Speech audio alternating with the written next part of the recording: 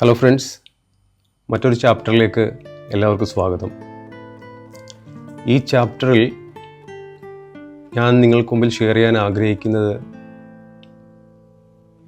എന്നെ ഏറ്റവും അധികം സ്വാധീനിച്ച അല്ലെങ്കിൽ എന്നെ ഏറ്റവും അധികം ആകർഷിച്ച, എൻ്റെ മനസ്സിൽ അത്രയും വേരുറച്ച മലയാള സിനിമയിലെ കുറച്ച് രംഗങ്ങളാണ്.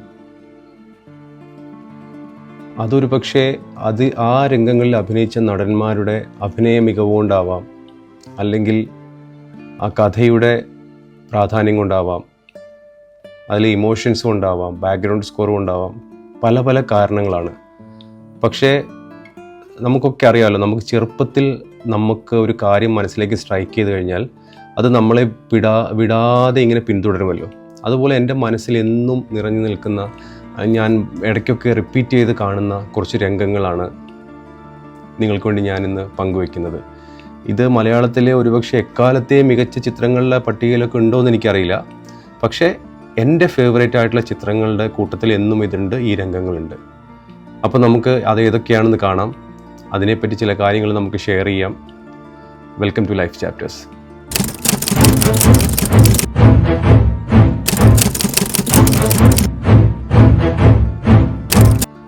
എനിക്ക് നിങ്ങളോട് ആദ്യം പറയാനുള്ളത് ചെങ്കോൽ എന്ന ചിത്രത്തെക്കുറിച്ചാണ്.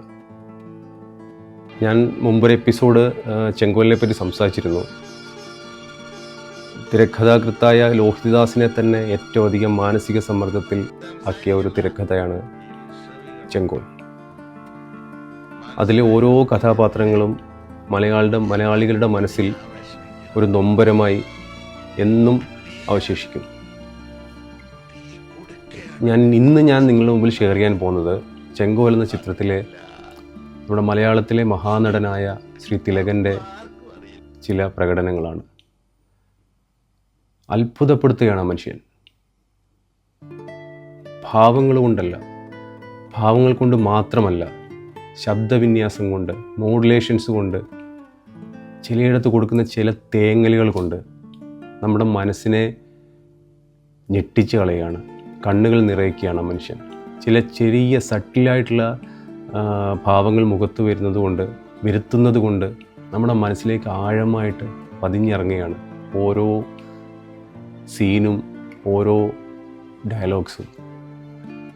എന്നെ വളരെയധികം സ്വാധീനിച്ച, പെർഫോമൻസ് കൊണ്ട് എന്നെ ഞെട്ടിച്ച ഒരു സിനിമയാണ് ചെങ്കോൽ. ശ്രീ തിലകൻ്റെ കാര്യം മാത്രമല്ല സിനിമയിൽ എനിക്ക് പറയാനുള്ളത്. പക്ഷേ മറ്റുള്ളവരെക്കാൾ അധികം, നമ്മുടെ മോഹൻലാലിനെക്കാട്ടിലും ചില സമയത്ത് പ്രകടനം കൊണ്ട് ആ മനുഷ്യൻ പിന്നിലാക്കി കളഞ്ഞു. എങ്ങനെയാണ് ഇങ്ങനെ ഒരു സീൻ പ്രസൻറ്റ് ചെയ്യുക, അല്ലെങ്കിൽ ശബ്ദത്തിൻ്റെ വിവിധ മോഡുലേഷൻസ് എങ്ങനെയാണ് ഇങ്ങനെ കൊടുക്കുക എന്നുള്ള കാര്യം ഒരു പാഠശാലയാണ് ആ സിനിമയൊക്കെ സിനിമാ വിദ്യാർത്ഥികൾക്ക്. എന്നെപ്പോലെ സാധാരണ ഒരു പ്രേക്ഷകന് ഇത്രത്തോളം മനസ്സിൽ തട്ടിയ ഒരു സിനിമയായി ചെങ്കോലിൽ മാറാൻ കഴിഞ്ഞിട്ടുണ്ടെങ്കിൽ അത് എത്രത്തോളം ജീവിതത്തോട് ചേർന്ന് നിൽക്കുന്ന ഒരു സിനിമയാണെന്ന് നിങ്ങൾക്കൊക്കെ ഊഹിക്കാമല്ലോ.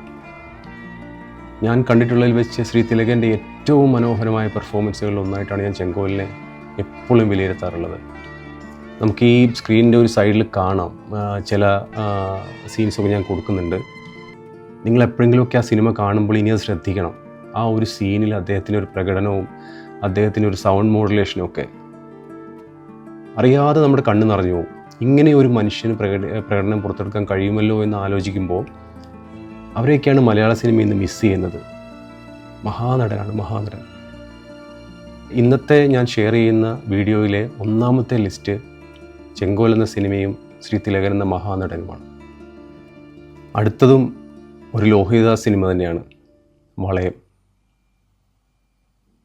അതൊക്കെ ഇപ്പോഴൊക്കെ ആരെങ്കിലും ഓർക്കുന്നുണ്ടോ എന്ന് പോലും എനിക്ക് സംശയമാണ് ആ സിനിമയൊക്കെ. ഒരുപക്ഷെ എൻ്റെ ചെറുപ്പകാലത്ത് ഞാൻ ആ സിനിമയൊന്നും അത്രയും അങ്ങോട്ട് ആസ്വദിച്ചിരുന്നില്ല. കാരണം അതിനൊക്കെ ഒരു സാഡ് ബാക്ക്ഗ്രൗണ്ടാണ്, ഒരു ഡാർക്ക്നെസ് ഉണ്ട് എവിടെയൊക്കെയോ. ചെറുപ്പകാലത്ത് നമുക്കൊരു തട്ടിപ്പൊളിപ്പൻ ടൈപ്പ് ഓഫ് മൂവിയാണല്ലോ എല്ലാവർക്കും, കുട്ടികൾക്കൊക്കെ ഇഷ്ടം. പക്ഷേ കുറച്ചൊന്ന് മുതിർന്നു കഴിഞ്ഞ് ആ സിനിമയൊക്കെ വീണ്ടും കാണാൻ തുടങ്ങിയപ്പോൾ ആൾക്കാരുടെ പെർഫോമൻസും ആ ഒരു കഥയും ഒക്കെ നമ്മളെ ഭയങ്കരമായിട്ട് ടച്ച് ചെയ്യുന്ന സിനിമയായിട്ട് അതൊക്കെ മാറി. ഈ സിനിമയിൽ എനിക്ക് പറയാനുള്ളത്, എന്നെ ഏറ്റവും അധികം ടച്ച് ചെയ്തത് ശ്രീ ഒടുവിൽ ഉണ്ണികൃഷ്ണൻ്റെ പ്രകടനമാണ്. അതും ഒരു പെർട്ടിക്കുലർ സീൻ, മകള് മരിച്ചിട്ട് മുരളി കാണാൻ വരുമ്പോൾ അദ്ദേഹത്തിൻ്റെ ഒരു പെർഫോമൻസ് ഉണ്ട് ഒടുവിലിൻ്റെ. മലയാളത്തിലെ ഏറ്റവും മലയാളത്വമുള്ളൊരു നടനായിരുന്നു ഒടുവിൽ. ഏത് വേഷവും എന്തും ആയിക്കോട്ടെ, അച്ഛനായിക്കോട്ടെ, അമ്മാവനായിക്കോട്ടെ, അളിയനായിക്കോട്ടെ, ഭർത്താവായിക്കോട്ടെ, തെങ്ങേറ്റക്കാരനായിക്കോട്ടെ, കള്ളചെത്തുകാരനായിക്കോട്ടെ എന്ന് വേണ്ട എല്ലാ ഭാവങ്ങൾക്കും എല്ലാ കഥാപാത്രങ്ങൾക്കും ഇണങ്ങുന്ന ഒരു നടനായിരുന്നു ഒടുവിൽ ഉണ്ണികൃഷ്ണൻ. അദ്ദേഹത്തിൻ്റെ ആ പ്രകടനം നമ്മുടെ കണ്ണ് നിറയ്ക്കുമെന്ന് മാത്രമല്ല, എന്താ പറയുക, മനസ്സിൽ നിന്ന് ഒരിക്കലും പോവില്ല. ആ സിനിമ എനിക്ക് ഏറ്റവും പ്രിയപ്പെട്ടതാവുന്നത് ശ്രീ ഒടുവിലിൻ്റെ ആ ഒരു പ്രകടനം കൊണ്ടുകൂടി തന്നെയാണ്. മുരളിയും മാമുക്കോയും ബാക്കി എല്ലാവരും ആ സിനിമയിൽ നിറഞ്ഞു നിൽക്കുമ്പോഴും ഈ ഒരൊറ്റ സീനിൽ ഒടുവിലിൻ്റെ അഭിനയം കണ്ട് നമ്മൾ കോരിത്തെറിഞ്ഞിരുന്നു. മനസ്സിലേക്ക് വല്ലാത്ത ആഴത്തിൽ സ്പർശിച്ച് വല്ലാത്തൊരു വേദന ഉണ്ടാക്കിയിട്ടാണ് ആ കഥാപാത്രം കടന്നു പോകുന്നത്. ആ സിനിമ കണ്ടു കഴിഞ്ഞാൽ നമ്മുടെ ഓർമ്മയിൽ തങ്ങി നിൽക്കുന്ന ഏറ്റവും മികച്ചൊരു സീനും ആ ഒരു സീൻ തന്നെയായിരിക്കും. നിങ്ങളൊക്കെ കാണുക, കണ്ട് വിലയിരുത്തുക. വളയം, അതും ലോഹിതദാസിൻ്റെ ഒരു മാജിക്കാണ്. അടുത്ത മൂവി കാണാക്കിനാവ്. ഇതൊക്കെ ഞാൻ പറയുന്ന മൂവിയൊക്കെ ഒരു ഒരു ഒരു ഒരു സാഡ് ഷെയ്ഡുള്ള ഒരു മൂവിയാണ്. അല്ലാത്ത മൂവികളും ഒരുപാടുണ്ട്. എന്നെ പെർഫോമൻസ് കൊണ്ട് എന്നെ ഒരുപാട് ആകർഷിച്ച ഒരുപാട് വേറെ മൂവികളുണ്ടെങ്കിലും ഇത്തരം മൂവികളിലെ നടന്മാരുടെ പെർഫോമൻസ് നമുക്ക് ഒരു പടിക്ക് മുകളിൽ നിൽക്കുന്നതായിട്ട് നമുക്ക് തോന്നും. ഒരുപക്ഷെ ഈ പറഞ്ഞ ഒരു വേദനാജനകമായ അല്ലെങ്കിൽ ഒരു വിഷമമൊക്കെ അഭിനയിച്ച് നമ്മുടെ മനസ്സിലേക്ക് ഫലിപ്പിക്കാൻ അവർക്കൊക്കെ ഒരു അപാര കഴിവ് തന്നെ ഉണ്ടായിരുന്നു. കാണാക്കിനാവ് എന്ന് പറയുന്ന മൂവിയിൽ മുകേഷിൻ്റെ മരണം കഴിഞ്ഞ് പള്ളിപ്പറമ്പിൽ ശരീരം അടക്കുമ്പോൾ പുറത്ത് മതിലിൽ ചാരിയെന്ന മുരളിയുടെ ഒരു പെർഫോമൻസ് ഉണ്ട്. അതെങ്ങനെയാണ് ആ മനുഷ്യനത് അങ്ങനെ ആ മനസ്സിലേക്ക്, ഈ സിനിമ ഞാൻ കാണുമ്പോൾ എനിക്ക് തോന്നുന്നു ഞാൻ ഹൈസ്കൂളിലും കണ്ട് പഠിക്കുകയാണ്. അപ്പം ആ ഒരു സമയത്ത് ഞാൻ ആ ഒരു സീൻ മാത്രം എൻ്റെ മനസ്സിൽ സ്ട്രൈക്കായി. ആ ഒരു സിനിമ മുഴുവൻ ഒരു ഡാർക്ക് ഷെയ്ഡ് ആണെങ്കിലും ഈ ഒരു സീൻ എന്നെ ഭയങ്കരമായിട്ട് ടച്ച് ചെയ്തു. ഞാനത് യൂട്യൂബിൽ പിന്നെ നമുക്ക് ചില നടന്മാരുടെ പെർഫോമൻസുകൾ കാണാൻ ഇടയ്ക്കൊരു മൂഡുണ്ടാവുമല്ലോ, അങ്ങനെ ഞാൻ ഇടയ്ക്ക് കാണുന്ന ഒരു സീനാണ് ഈ കാണാക്കിനാവിലെ ഈ ഒരു രംഗം എന്ന് പറയുന്നത്. രാജൻ പി ദേവ് വന്നിട്ട് മുരളി ആശ്വസിപ്പിക്കുമ്പോൾ പുള്ളി അതുവരെ പിടിച്ചു നിർത്തിയിരുന്ന എല്ലാ വേദനകളും പുറത്തേക്ക് കണ്ണുനീരായി പൊട്ടി ഒലിക്കുന്ന ഒരു സീനുണ്ട്. ടച്ചിങ് എന്ന് പറഞ്ഞു കഴിഞ്ഞാൽ ഏതൊരു കഠിന ഹൃദയമുള്ള ആൾക്കാരുടെ മനസ്സിനെയും ടച്ച് ചെയ്യുന്ന ഒരു പെർഫോമൻസാണ് മുരളിയുടെ അകത്ത്. ശ്രീ മുരളിയുടെ ഒരുപാട് വേറെ പെർഫോമൻസുകളുണ്ട്, ഇല്ല ഒന്നും ഞാൻ പറയുന്നില്ല. കാരുണ്യത്തിലെ ഭാര്യ മരിച്ചു കഴിയുമ്പം ജയറാമ പുള്ളിയോട് അത് പറയുമ്പം ഉള്ളൊരു പെർഫോമൻസ്, തൂവൽ കൊട്ടാരത്തിലെ പെർഫോമൻസ്, അമരത്തിലെ പെർഫോമൻസ്, ഒരുപാട് മുരളിയുടെ മാജിക്കൽ പെർഫോമൻസ് മലയാള സിനിമ കണ്ടതാണ്. പക്ഷേ എൻ്റെ ഫേവറേറ്റ് ലിസ്റ്റിൽ എന്നും ഇടം പിടിക്കുന്ന ഒരു സീനാണ് ഈ കാണാക്കിനാവിലെ ഈ ഒരു സീൻ എന്ന് പറയുന്നത്. നിങ്ങളൊന്ന് കണ്ടു നോക്കുക. ആ സിനിമയുടെ ഒരു മൂഡുമായി ഇഴുകിച്ചേർന്ന് നിങ്ങൾ കാണുന്ന സമയത്ത് നിങ്ങൾ കണ്ണറിയാതെ നിറഞ്ഞു പോകും. അതുല്യ നടൻ, മലയാളത്തിലെ നഷ്ടങ്ങളുടെ പട്ടികയിൽ ഒരാളും കൂടിയാണ് മുരളി. അടുത്ത എനിക്ക് പറയാനുള്ളത് നമ്മുടെ പ്രിയപ്പെട്ട ലാലേട്ടൻ്റെ എൻ്റെ ഇഷ്ടപ്പെട്ട ഒരു പെർഫോമൻസാണ്. ആ സിനിമ മൊത്തത്തിൽ ഒരു ഒരു ഒരു ആഘോഷമാണ്, ഒരു സന്തോഷമാണ്, ഒരു വേദനയാണ്, ഒക്കെയാണ്. അത് പെർഫോമൻസ് കൊണ്ടാണ്, കഥ കൊണ്ടാണ്, സംഗീതം കൊണ്ടാണ്. വളരെ മികച്ച ഒരു സിനിമയാണ് മലയാളത്തിലെ ടി.കെ. രാജീവ്കുമാർ സംവിധാനം ചെയ്ത പവിത്രം സിനിമയിലെ മോഹൻലാലിൻ്റെ പെർഫോമൻസിനോട് കിടപിടിക്കാൻ വേറൊരു സിനിമയും ഇല്ലെന്ന് ചിലപ്പോൾ ഞാൻ പറയും. കാരണം അത് ഓരോ തവണ കാണുമ്പോഴും അത്ഭുതമാണ്.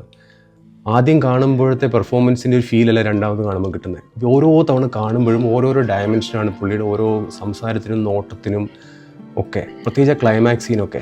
ക്ലൈമാക്സ് സീനിൽ മീനാക്ഷിയെ കണ്ടിട്ട് തിരിച്ചറിയാതെ മീനാക്ഷി എവിടെയെന്ന് ചോദിക്കുന്നൊരു ചോദ്യം ഉണ്ടല്ലോ, അതൊക്കെ നമ്മുടെ എന്താ പറയുക, എങ്ങനെയാണ് ആ മനുഷ്യൻ അതൊക്കെ പെർഫോം ചെയ്തതെന്ന് നമുക്ക് അത്ഭുതം തോന്നിപ്പോകും.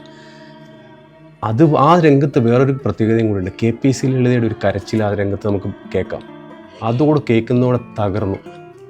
അതുമാത്രമല്ല, ഓരോ ആൾക്കാരുടെയും എക്സ്പ്രഷനാണ് ആ സീനിനെ അത്രയധികം കൊഴിപ്പിക്കുന്നത്. ലാലേട്ടൻ്റെ പെർഫോമൻസിനെ പീക്കിലെത്തിക്കുന്നതിന് ഈ ബാക്കിയുള്ള കൂടുന്ന ആൾക്കാരൊക്കെ ഹെൽപ്പ് ചെയ്യുന്ന ഒരു ഹെൽപ്പിങ് നമുക്ക് ആ സീനിൽ ശരിക്കും മനസ്സിലാവും. ആ സിനിമയിൽ തന്നെ മീനാക്ഷിയുടെ പിറന്നാളിന് പോയിട്ട് ശ്രീനിവാസനോട് ലാലേട്ടൻ പറയുന്ന ഒരു രംഗമുണ്ട്. ഇന്ന് മീനാക്ഷിയുടെ പിറന്നാൾ മാത്രമല്ല, നമ്മുടെ അമ്മ മരിച്ച ദിവസം കൂടിയാണെന്ന് പറയുമ്പം ആ മുഖത്ത് വരുന്ന ചില ഭാവങ്ങളൊക്കെ ഉണ്ടല്ലോ, നിങ്ങൾ ഇനിയും കാണുമ്പോൾ ശ്രദ്ധിച്ചു നോക്ക്. അതൊക്കെയാണ് നടൻ എന്ന് പറയുന്നത്. ഇന്ന് മോഹൻലാൽ വേണ്ട, ആവശ്യത്തിൽ നമുക്ക് പോകണ്ട. അടുത്തൊരു സിനിമ മമ്മൂക്കയുടെയാണ്. മമ്മൂക്കയുടെ പെർഫോമൻസ് കൊണ്ട് നമ്മളെ വല്ലാത്തൊരു തലത്തിലേക്ക് എത്തിച്ച അമരത്തിലെ അച്ചൂട്ടിയാണ് അടുത്ത് ഞാൻ നിങ്ങളുടെ മുമ്പിൽ പറയുന്നത്. അതിലെ പല രംഗങ്ങളും അവസാനം എന്താ പറയുക, അശോകനെ കടലിൽ കാണാതായിട്ട് മുരളിയുടെ വീട്ടിലേക്ക് വരുമ്പോൾ അവർ തമ്മിലുള്ള ഒരു രംഗമുണ്ട്. മമ്മൂട്ടിയുടെ ഡയലോഗ് പ്രസൻറ്റേഷൻ ഉണ്ട്. അത് കഴിഞ്ഞിട്ട് അശോകനെ കടലിൽ നിന്ന് എടുത്തുകൊണ്ട് കൊണ്ടുവന്നിട്ടുള്ള ഒരു ഡയലോഗുണ്ട്. അവസാനം ക്ലൈമാക്സിൽ മാധുവിനോട് പറയുന്ന ചില ഡയലോഗ്സ് ഉണ്ട്. ആ സമയത്തൊക്കെ ആ മനുഷ്യൻ കൊടുക്കുന്ന എക്സ്പ്രഷനും ഡയലോഗ് ഡെലിവറിയും വേറെ ഒരാൾക്കും ആ ഒരു ഫീൽ നമുക്ക് തരാൻ വേണ്ടി പറ്റില്ല. വികാരം നൗകയുമ എന്നുള്ള പാട്ടിൻ്റെ അവസാനം ആ പൂഴിമണ്ണിങ്ങനെ കെട്ടിപ്പിടിച്ച് പുള്ളിക്കാരൻ കൊടുക്കുന്ന ഒരു എക്സ്പ്രഷൻ ഉണ്ട്. ആ സിനിമയൊക്കെ അമരം എന്നുള്ള പേര് പോലെ തന്നെ ഒരിക്കലും മരണമില്ലാത്ത സിനിമയാണ്. അതൊക്കെ മരണമില്ലാത്ത പ്രകടനങ്ങളുമാണ്. എത്ര കണ്ടാലും ഓരോ തവണ കാണുമ്പോഴും ആ ഒരു പുതുമയും ആ ഒരു അഭിനയ ചാതുര്യം കണ്ട് കണ്ണു തള്ളിയിരിക്കുന്ന ഒരു സാധാരണ പ്രേക്ഷകനാവാനാണ് എനിക്ക് എപ്പോഴും പറ്റിയിട്ടുള്ളത്. എങ്ങനെയാണ് ഇവരൊക്കെ ഈ ക്യാമറയുടെ മുമ്പിൽ ഇങ്ങനെ പെർഫോം ചെയ്യുന്നത്? എങ്ങനെയാണ് ഇവരൊക്കെ ഇങ്ങനെ ഡബ് ചെയ്യുന്നത്? Real artist.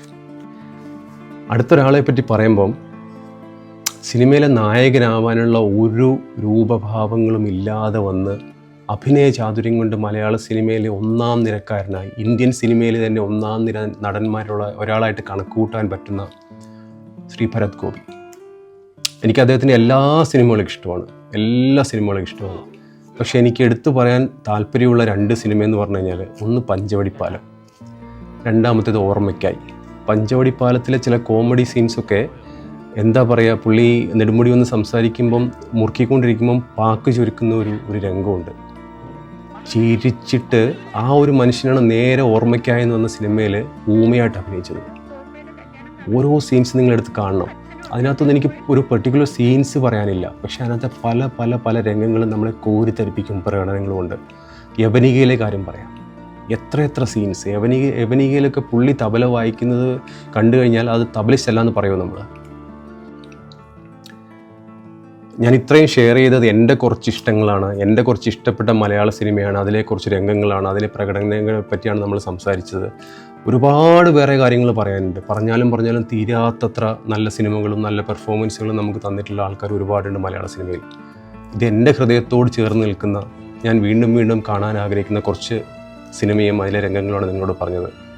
തീർച്ചയായിട്ടും നിങ്ങളൊക്കെ കാണുമെന്ന് വിശ്വസിക്കുന്നു. കണ്ടു കഴിഞ്ഞാൽ അഭിപ്രായങ്ങൾ കമൻറ്റായി അറിയിക്കുക. വീണ്ടും വേറൊരു എപ്പിസോഡിൽ നമുക്ക് കാണാം. Good bye.